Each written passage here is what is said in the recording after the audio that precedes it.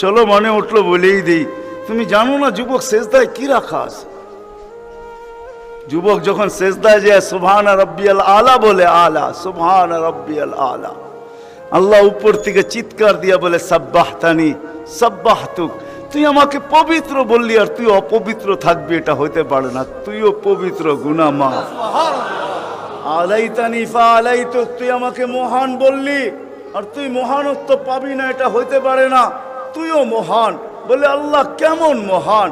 বলে তোর জন্য আরশের নিচে গ্যালারি এখনই ঠিক করতেছি, তোকে আরশের নিচে আমি ছায়া দিব, ও একটা গ্যালারি দিব তোকে, হ্যাঁ সুপার ডিলাক্স গ্যালারি, যেখানে তুমি বসবে যা চাবে তা পাবে, খাইতে থাকবে আর হিসাব কিতাব দেখতে থাকবে।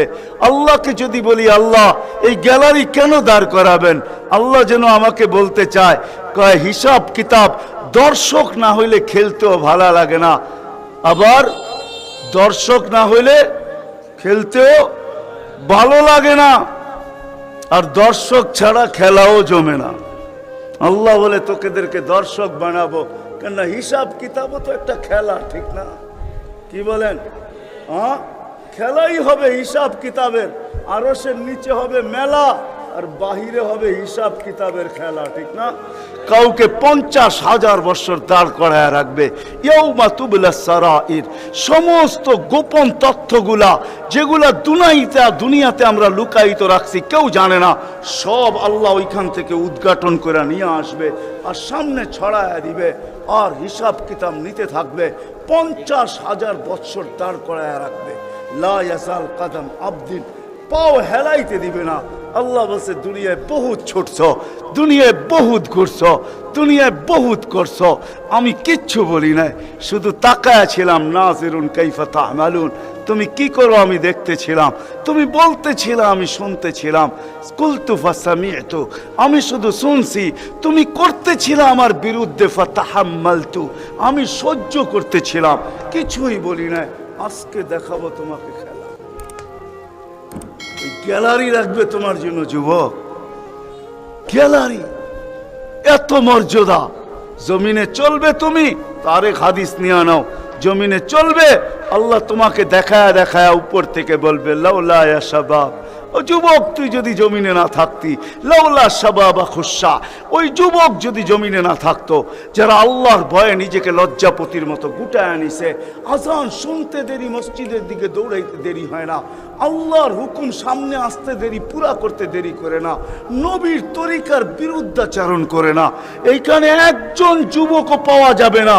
চুল তো প্রতি মাসে কাটে, প্রতি মাসে না কাটক 2 মাস অন্তর কাটে, 2 মাস অন্তর না কাটক 3 মাস অন্তর কাটে, 3 মাস অন্তর না কাটক 6 মাস অন্তর কাটে, 6 মাস না কাটক 2 ঈদে তো কাটেই কাটে, কিন্তু একজনও যুবক এখানে পাওয়া যাবে না যে সেলুনে যায় বলছে যে এই 12ই রবিউল আউয়াল আসতেছে, একজন যুবকও পাওয়া যাবে না।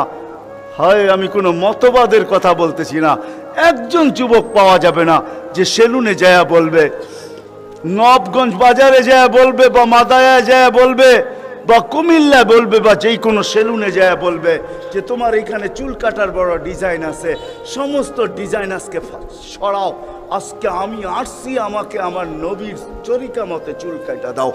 একজন যুবক এখানে পাওয়া যাবে না যেই যুবক জীবনে বলছে যে আমাকে নবীর তরিকা মতো আজকে চুল কাটা দাও, আজকে কোনো স্টাইল না, মুহাম্মদুর রাসূলুল্লাহর স্টাইল। যদি বলে তুমি এই স্টাইলে চুল কাটবে কেন, বলছে চুল কাটা দিয়ে জান্নাতে যেতে চাই।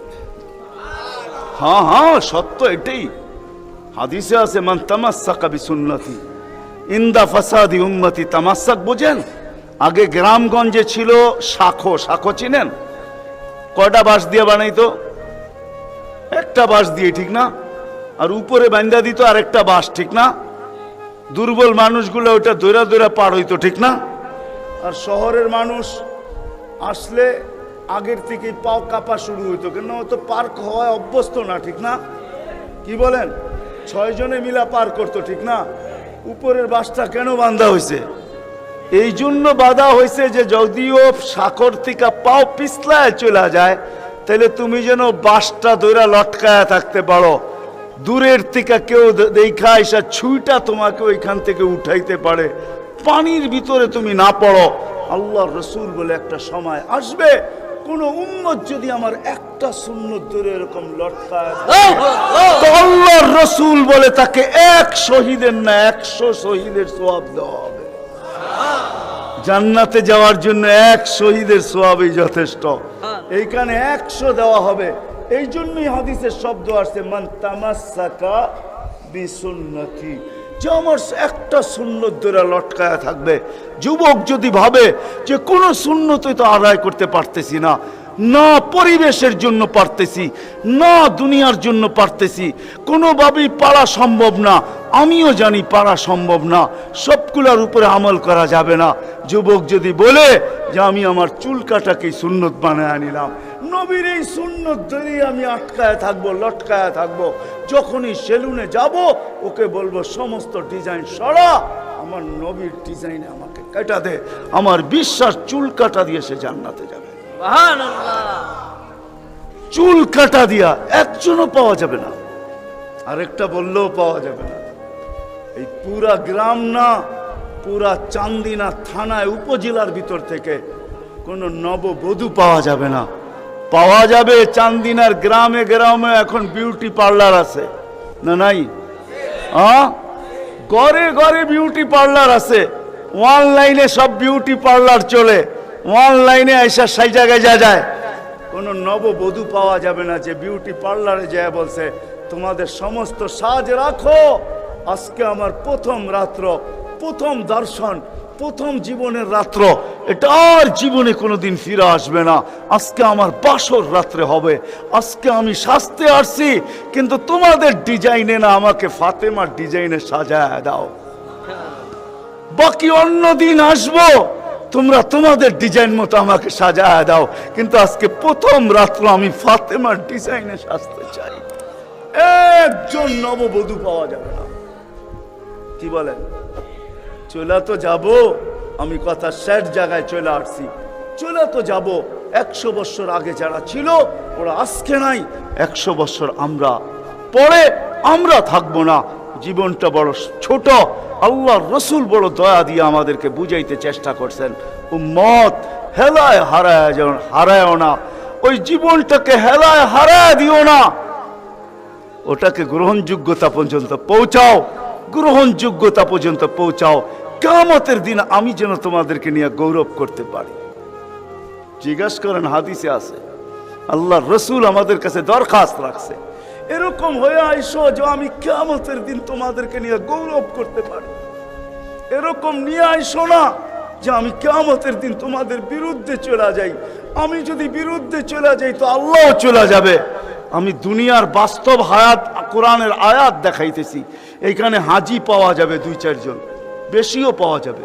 কি হজ করছেন আপনি? হজ করছেন? আলেম ওলামাও পাওয়া যাবে, হাজি পাওয়া যাবে না? পাওয়া যাবে না? হজ করছেন? উমরায় গেছেন? নাহলে উমরায় যাওয়া পাওয়া যাবে। মদিনা মুনাওয়ারা যাওয়ার পরে রওজায় একটা আয়াত লেখা আছে, রওজার উপরে কোরআনের আয়াত, ফাইন জাউকা, বন্ধু আপনার কাছে যদি আপনার উম্মত আসে, ওয়াস্তাগফারাল্লাহ, আর আল্লাহর কাছে যদি মাপ চায়, ওয়াস্তাগফার লাহুমুর রাসূল, আর আপনি যদি একটু ইশারা করে দেন, লাওয়াজাদুল্লাহ তাওয়াবার রহিমা, তো আমি আল্লাহ মাফ করে দিব, দ্বিধা করব না। কত কষ্ট! দুনিয়াতে যে রসুল যার কাছে যে মাপ চাওয়ার পরে আল্লাহ গ্যারান্টি দিতেছেন, আয়াতটা লেখা আছে রওজার উপরে। বিশ্বাস না হলে বাড়িতে যায় যুবকদেরকে বলতেছি সার্চ দিও রসুলের রওজা, দেখবে এই আয়াতটা এখনো লেখা আছে ওইখানে। ফাইন জাউকা ওয়াস্তাগফারাল্লাহ ওয়াস্তাগফার লাহুমুর রাসূল লাওয়াজাদুল্লাহ তাওয়াবার রহিমা। দুনিয়াতে আল্লাহর রসুল হা করে দিলে আল্লাহ মাফ করে দিবে। তো আল্লাহর রসুল বলছে দুনিয়ার জীবনটাকে এরকম নিয়ে আইসো না, আমি যেন গৌরব করতে পারি এরকমই নিয়ে আইসো। এরকম নিয়ে আইসো না যে কিয়ামতের দিন আমি তোমাদের বিরুদ্ধে চলে যাই। আমি যদি বিরুদ্ধে চলে যাই আর কেউ তোমাদের পক্ষে থাকবে না। এই জন্যই কোরআনে আরেক আয়াত আমাদেরকে চিৎকার দিয়া বুঝাইতে চাইতেছেন, রব্বি ইন্না কওমি ইত্তাখাযু হাযাল কুরআনা মাহজুরা। ও আল্লাহ, উম্মতকে চোখের পানি ঝরায়া ঝরায়া বুঝাইছি। আমি যে চান্দিনার মানুষকে কেমনে বুঝাবো আমি বুঝাইতে পারতেছি না। কেমনে বুঝাইলে আপনারা বুঝবেন? যে রসুল দুনিয়ার থেকে যখন বিদায় নিতেছে তো জিবরিল আলাইহিস সালাম কাঁদতে কাঁদতে আসছেন। আমি হাদিসকে শর্ট করতেছি। আল্লাহ রসুল জিজ্ঞাসা করতেছে, আতাবকিয়া জিবরিল, আপনি কাঁদেন কেন? বলে আজকেই শেষ দিন, আর কোনোদিন ওহী আনার জন্য যাওয়া হবে না, আর ওহীর কারণে যে নৈকট্যময় পৌঁছতে পারতাম আর কোনোদিন পৌঁছতে পারবো না। আজকেই আমার শেষ, চাকরি শেষ, আমি এলপিআরে চলে যাব, ওই নৈকট্যময় জায়গায় যাওয়া হবে না, আর কিয়ামত পর্যন্ত কোনো নবী আসবে না, বিদায় কোনো নবীর দুয়ারে আমার আশার হবে না। আজকেই শেষ, বিদায় এলপিআরে যাইতে চলছি। ১৬,৩১৩ জন রসুলের কাছে আমার আনাগোনা ছিল, এই জন্য আমার চোখের পানি। তারপরে জিবরিল প্রশ্ন করছে, ওয়াতাবকি আনতা, আপনি কেন কাঁদেন? আমারটা তো জবাব দিলাম, আপনি জবাব দেন। তো চোখের পানি আরো বেড়ে গেছে। বলতেছে জিবরিল, এক প্রশ্নের জবাব এখনো বাকি। বলছে সেই প্রশ্ন কি? বলে ফামান লিবাদি লি উম্মতি, আমার পরে আমার উম্মতকে কে দেখা রাখবে, কে বুকে জড়ায়া রাখবে, কে পাহারা দিয়া রাখবে?